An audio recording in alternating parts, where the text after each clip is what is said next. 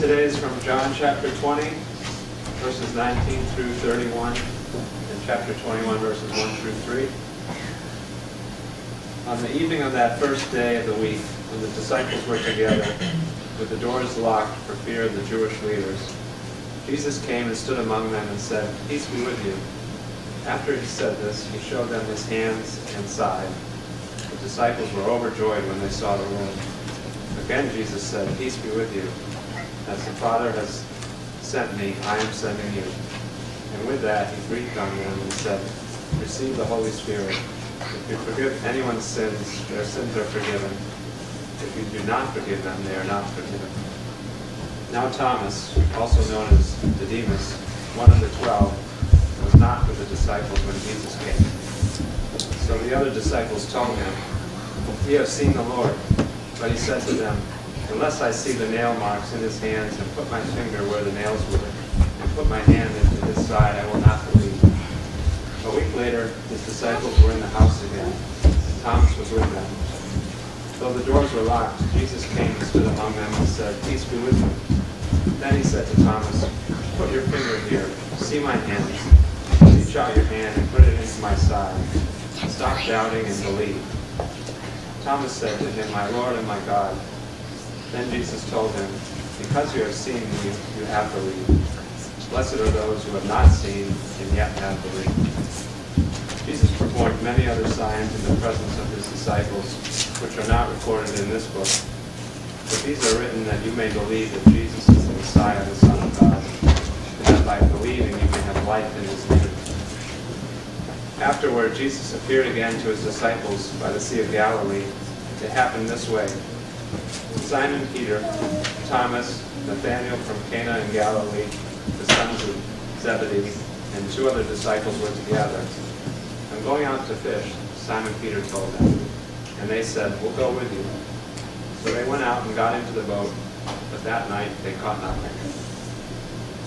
Holy wisdom, holy word. Thanks be to God.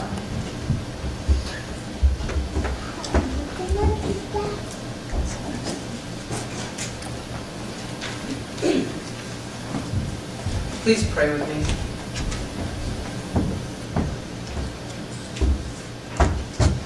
Loving God, may the words of my mouth and the meditations of our heart be pleasing in your sight, our rock and our redeemer. So I'm sure some of you have heard the phrase doubting Thomas. You know, doubting Thomas. And this is where we get that. Thomas doubted. The rest believed. But I wonder, what is belief? And what is faith? And what is understanding? In last week's passage from the book of John, we hear that John and Peter went running to the tomb and they believed, but they didn't yet understand. Now, a quick note about John. Maybe you've heard of these things. They're called parables, and Jesus talks in parables. They're often stories that most people don't understand, but they're supposed to give us a picture of God's love for us and God's kingdom. So John never has parables. The only parables are Matthew, Mark, and Luke, the first 3 Gospels. John doesn't have parables. But it's kind of about how John is structured. Instead of having these stories about the kingdom, John is more like a play that's been written, with actual blocking within it. In a play, you have to read it as literature. You have to read these movements, and sometimes, and I never picked this up until I took a course on theater in college, and even then we had to take it, so it's not like we really enjoyed it. But I remember one of these things, they said, notice the colors of the clothing that the characters wear. And if it changes, they're trying to tell you something. Or notice when a set is a certain way, and if a window is opened or closed, or a door is opened or closed at different points of the scene, there's something else going on. It wasn't unintentional. It wasn't that in moving the set, somebody accidentally opened a window and thought, "Oh, well, I guess we'll just leave it that way." But that there's something else going on that the author just kind of wants you to pick up on. Subtly. And then I went to one of these plays with a friend who was into theater, and they're like, oh wow, did you see this, and did you see this, and did you see that? And I was like, yeah, I guess. Yeah, it means this, it means this. I was like, oh, wow, that's interesting. So if you're in the know about that, then I guess you really pick up a lot on theater. I go and I try to be entertained. Ashley's laughing at me.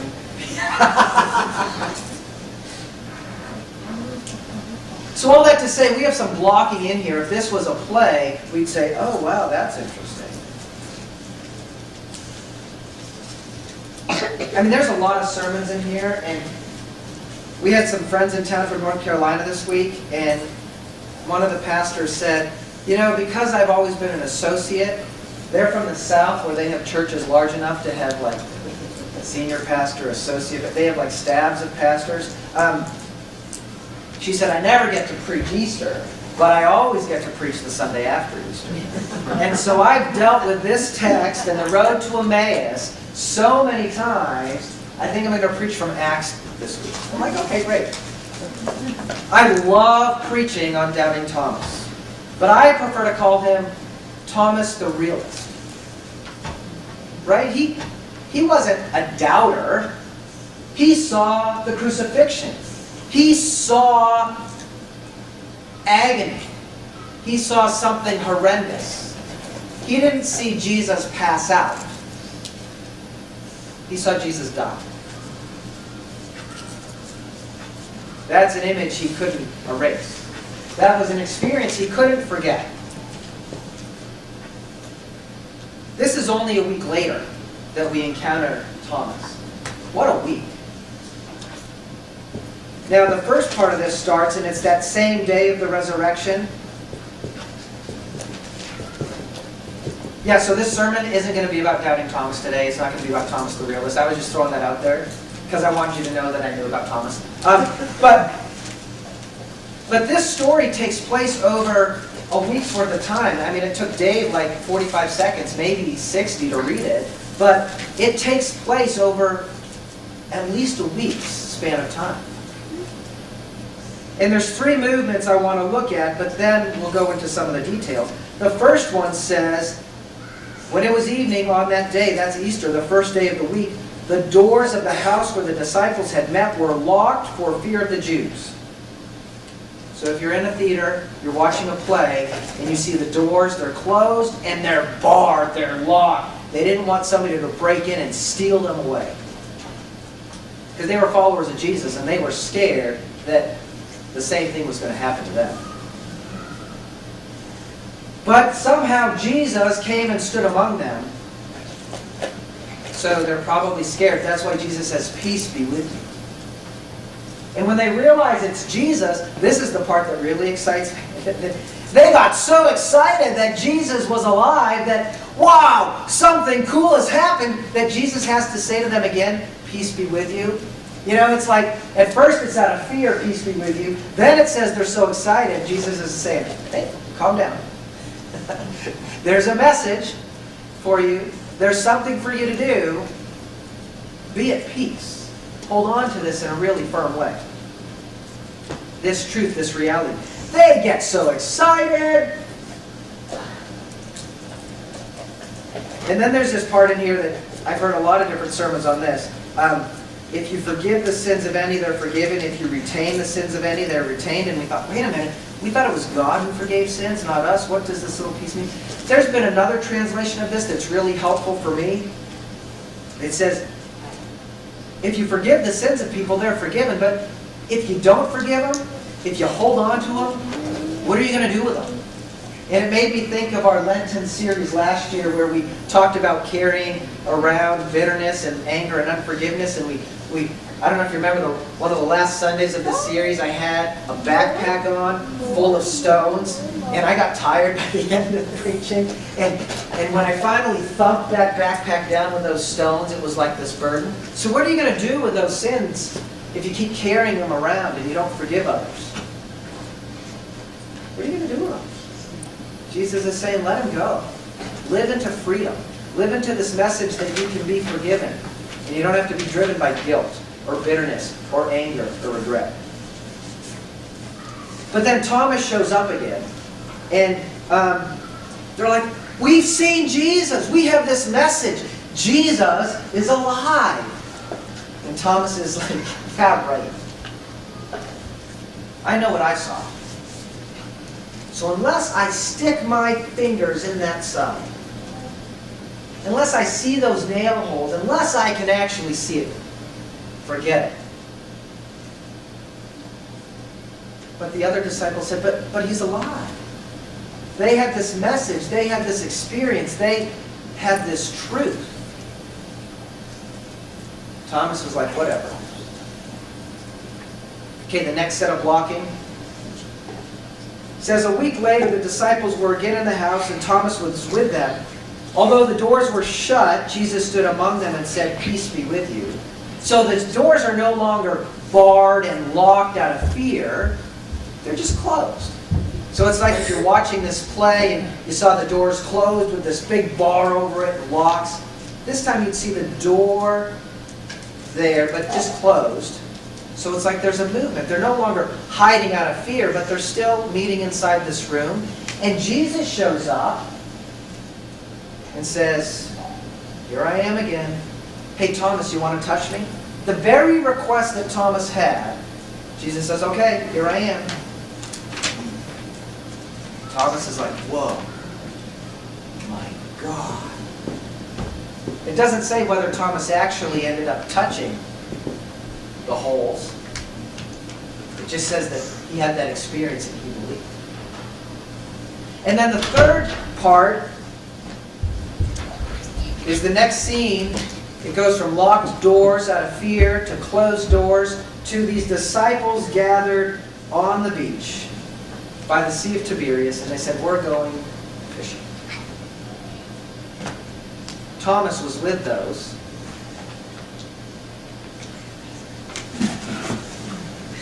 So instead of them being inside, they finally said, we're going to go outside.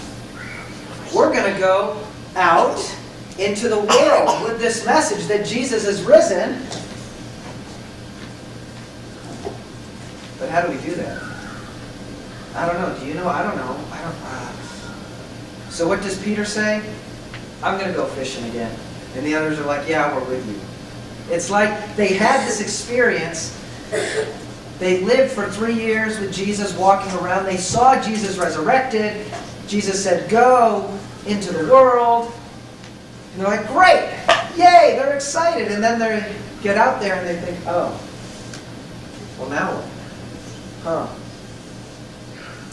Well, how do we tell this message? Do you know? I'm going to go fishing. I'm going to go back to what I knew. I'm going to do that thing that I did before I encountered Jesus, because that's what makes sense to me, because going around telling people that Jesus is alive when, well, he is. We know he is because we've seen him, but other people haven't seen him, so how are they going to believe us?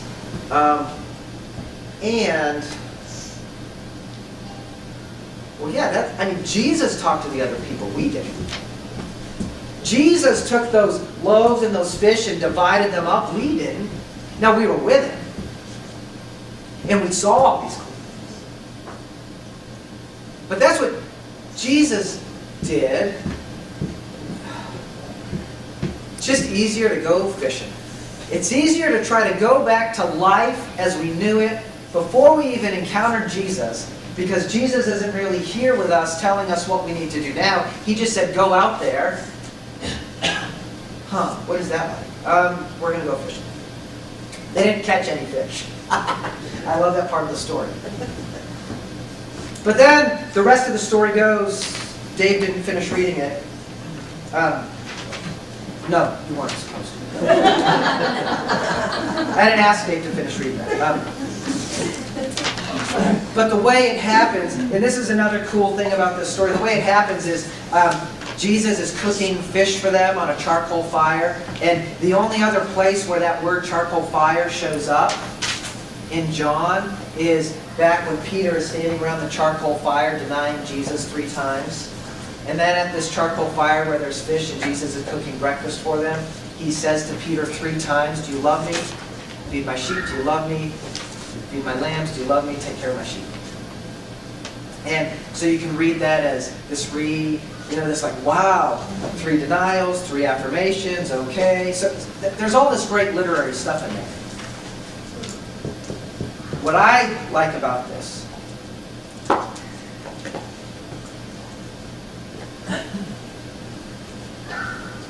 is Mary said, there's the empty tomb.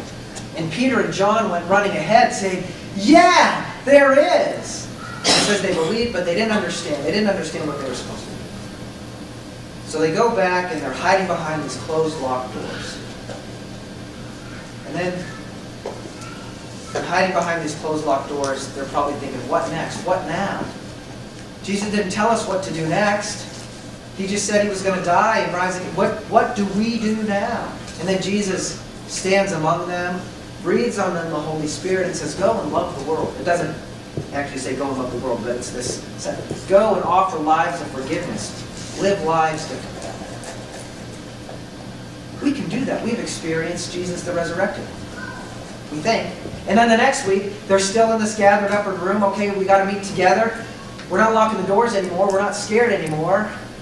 We're still waiting for what's next. And Thomas, the week before, said, if I can just see and put my fingers in, Jesus comes among them and says, okay, that's what you need? That's what you want? Here's my hands. Here's my side. Thomas is like, oh. Well, now I don't have any more barriers. Now I don't have any more excuses because I said, unless I see it and touch it, then I won't believe. But Jesus says, here I am. And he's like, oh, I guess I do believe. And then that next scene where they're outside, but obviously still confused about what to do, and they go fishing. In their minds, I'm thinking that they were thinking, well, how do we do this new thing called being God's people? We walked around with Jesus. We saw him do all of these things, but then he died, and then he rose again like he told us, but now we don't know what that means for us to live. But instead of giving up on them, Jesus appears to them again and gives them what they need. Now maybe for Peter it was needing to be affirmed that Jesus still loved him after his denials. There's the affirmations. Maybe for the others they needed more clear direction.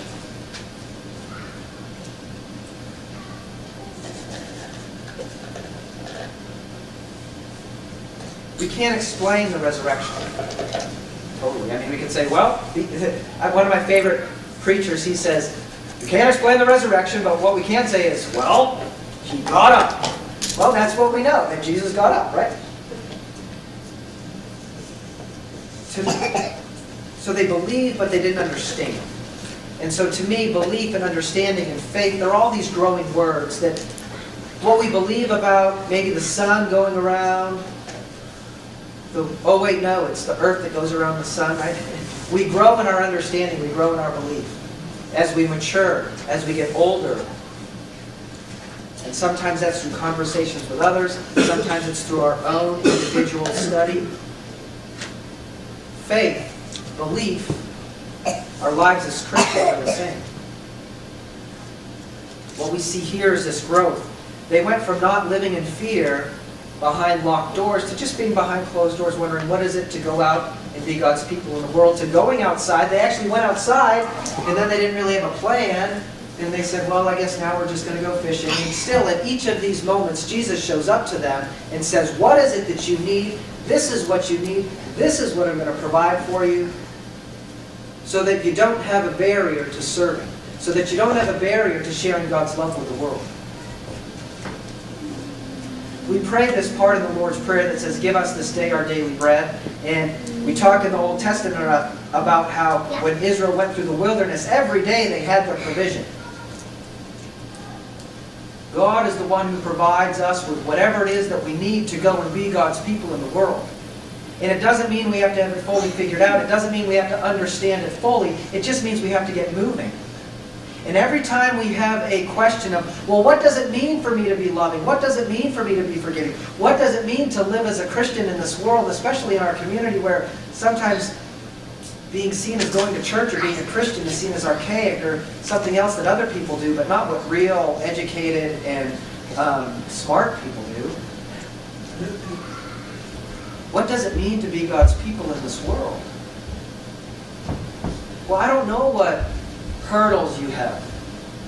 I don't know what things you say to yourself, well, if I just had this, if I just knew God's experience by this way. Thomas said, if I could just touch those nail holes. And Jesus says, here they are. Well, if we could just have some more direction, feed my sheep, take care of my lambs, feed my sheep.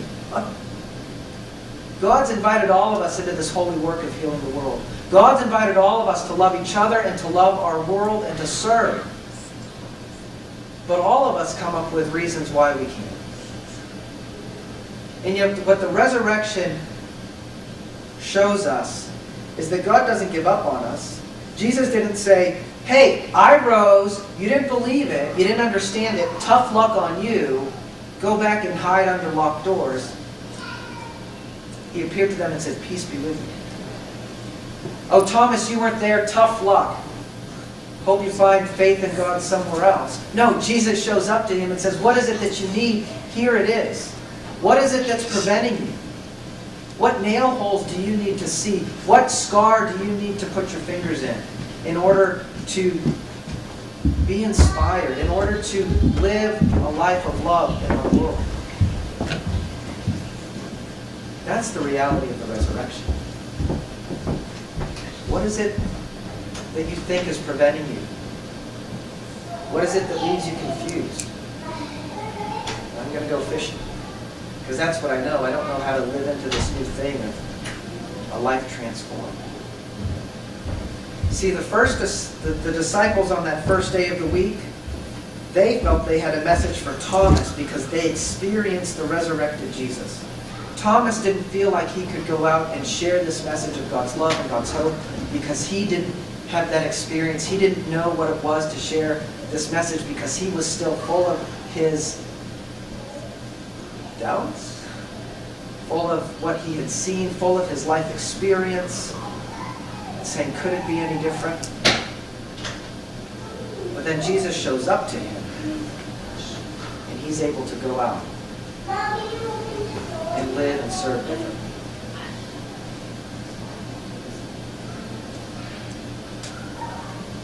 What is it that you need?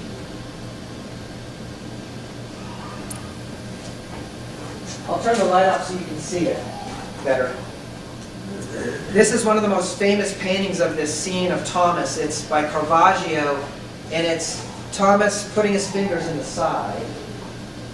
And while you look at it, or maybe you can close your eyes, I want you to think, what is it that you need in order to be God's agent of love in this world? In order to live into this invitation?